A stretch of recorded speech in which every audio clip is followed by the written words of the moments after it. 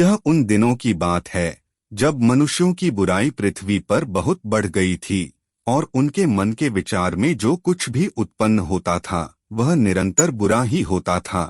तब यहोवा मनुष्यों की बुराई देखकर पृथ्वी पर मनुष्य को बनाने से पछताया और वह मन में अति खेदित हुआ। यहोवा ने कहा, मैं मनुष्य को जिसकी मैंने सृष्टि की है पृथ्वी के ऊपर से मिटा दूंगा, क्योंकि मैं उनके बनाने से पछताता हूँ।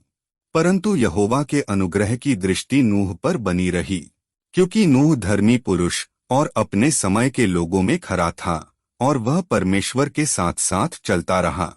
तब परमेश्वर ने नूह से कहा, सब प्राणियों के अंत करने का प्रश्न मेरे सामने आ गया है, क्योंकि उनके कारण पृथ्वी उपद्रव से भर गई है, इसलिए मैं उनको पृथ्वी समेत नाश कर डालूंगा। तू गोपेर वृक्ष की लकड़ी का एक जहाज बना ले, उसमें कोठरियां बनाना और भीतर बाहर उस पर राल लगाना। तू उसको इस ढंग से बनाना, जहाज की लंबाई 300 हाथ, चौड़ाई 50 हाथ और ऊंचाई 30 हाथ की हो। जहाज में एक खिड़की बनाना और उसके एक हाथ ऊपर से छत बनाना और जहाज की एक ओर एक द्वार रखना और जहाज में पहला, दूसरा, तीसरा खंड बनाना। और सुन, मैं आप पृथ्वी पर जल प्रलय करके सब प्राणियों को जिनमें जीवन का श्वास है आकाश के नीचे से नाश करने पर हूँ, और सब जो पृथ्वी पर हैं मर जाएंगे। परंतु तेरे संग मैं वाचा बांधता हूँ, इसलिए तू अपने पुत्रों, स्त्री और बहुओं समेत जहाज में प्रवेश करना। सब जाति के शुद्ध पशुओं में से तू 7-7 जोड़े अर्थात नर और मादा लेना, पर जो पशु शुद्ध नहीं हैं उनमें से 2-2 लेना अर्थात नर और मादा। और आकाश के पक्षियों में से भी 7-7 जोड़े अर्थात नर और मादा लेना, कि उनका वंश बचकर सारी पृथ्वी के ऊपर बना रहे। और भांति भांति का भोज्य पदार्थ जो खाया जाता है उनको लेकर अपने पास इकट्ठा कर रखना, जो तेरे और उनके भोजन के लिए होगा। क्योंकि अब 7 दिन और बीतने पर मैं पृथ्वी पर 40 दिन और 40 रात तक जल बरसाता रहूंगा, और जितने प्राणी मैंने बनाए हैं उन सबको भूमि के ऊपर से मिटा दूंगा। नूह ने परमेश्वर की इस आज्ञा के अनुसार किया।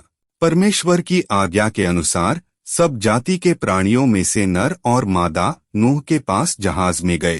तब यहोवा ने जहाज का द्वार बंद कर दिया। 7 दिन के उपरांत प्रलय का जल पृथ्वी पर आने लगा। बड़े गहरे समुद्र के सब सोते फूट निकले और आकाश के झरोखे खुल गए। वर्षा 40 दिन और 40 रात निरंतर पृथ्वी पर होती रही। जल पृथ्वी पर अत्यंत बढ़ गया, यहाँ तक कि सारी धरती पर जितने बड़े बड़े पहाड़ थे सब डूब गए। जो भूमि पर थे उनमें से जितनों के नथनों में जीवन का श्वास था सब मर मिटे। केवल नूह और जितने उसके संग जहाज में थे वे ही बच गए। परमेश्वर ने नूह और जितने जंगली पशु और घरेलू पशु उसके संग जहाज में थे उन सभी की सुधि ली और पृथ्वी पर पवन बहाई, जिससे जल घटने लगा। 7वें महीने के 17वें दिन को जहाज अरारात नामक पहाड़ पर टिक गया और पहाड़ों की चोटियां दिखाई दी। 40 दिन के पश्चात नूह ने अपने बनाए हुए जहाज की खिड़की को खोलकर एक कौआ उड़ा दिया। जब तक जल पृथ्वी पर से सूख न गया तब तक कौआ इधर उधर फिरता रहा। फिर उसने अपने पास से एक कबूतरी को भी उड़ा दिया कि देखे कि जल भूमि से घट गया है कि नहीं। उस कबूतरी को अपने पैर टेकने के लिए कोई आधार न मिला तो वह उसके पास जहाज में लौट आई, क्योंकि सारी पृथ्वी के ऊपर जल ही जल छाया था। तब उसने हाथ बढ़ाकर उसे अपने पास जहाज में ले लिया। तब और 7 दिन ठहरकर उसने उसी कबूतरी को जहाज में से फिर उड़ा दिया और कबूतरी सांझ के समय उसके पास आ गई। नूह ने देखा कि उसकी चोंच में जैतून का एक नया पत्ता था। इससे नूह ने जान लिया कि जल पृथ्वी पर घट गया है।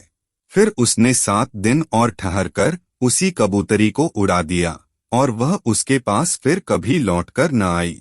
तब नूह ने जहाज की छत खोलकर देखा कि धरती सूख गई है। तब परमेश्वर ने नूह से कहा, तू अपने पुत्रों, पत्नी और बहुओं समेत जहाज में से निकल आ। जितने शरीरधारी जीव जंतु तेरे संग हैं उन सबको अपने साथ निकाल ले कि पृथ्वी पर उनसे बहुत बच्चे उत्पन्न हों और वे फूलें फले और पृथ्वी पर फैल जाएं। तब नूह ने यहोवा के लिए एक वेदी बनाई और सब शुद्ध पशुओं और सब शुद्ध पक्षियों में से कुछ कुछ लेकर वेदी पर होमबलि चढ़ाया। इस पर यहोवा ने सुखदायक सुगंध पाकर सोचा, मनुष्य के कारण मैं फिर कभी भूमि को श्राप न दूंगा। यद्यपि मनुष्य के मन में बचपन से जो कुछ उत्पन्न होता है वह बुरा ही होता है, तो भी जैसा मैंने सब जीवों को अब मारा है वैसा उनको फिर कभी न मारूंगा। अब से जब तक पृथ्वी बनी रहेगी तब तक बोने और काटने के समय ठंड और तपन, धूपकाल और शीतकाल, दिन और रात निरंतर होते चले जाएंगे। फिर परमेश्वर ने नूह और उसके पुत्रों को आशीष दी और उनसे कहा, फूलो और बढ़ो और पृथ्वी में भर जाओ। फिर परमेश्वर ने कहा, जो वाचा मैं तुम्हारे साथ और जितने जीवित प्राणी तुम्हारे संग हैं उन सब के साथ भी युग युग की पीढ़ियों के लिए बांधता हूँ, उसका यह चिन्ह है कि मैंने बादल में अपना धनुष रखा है। वह मेरे और पृथ्वी के बीच में वाचा का चिन्ह होगा। और जब मैं पृथ्वी पर बादल फैलाऊं तब बादल में धनुष दिखाई देगा। तब मेरी जो वाचा तुम्हारे और सब जीवित शरीरधारी प्राणियों के साथ बंधी है उसको मैं स्मरण करूंगा। तब ऐसा जल प्रलय फिर न होगा जिससे सब प्राणियों का विनाश हो।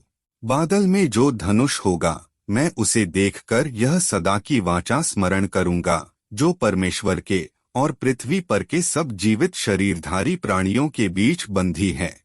परमेश्वर ने नूह से कहा, जो वाचा मैंने पृथ्वी भर के सब प्राणियों के साथ बांधी है उसका चिन्ह यही है।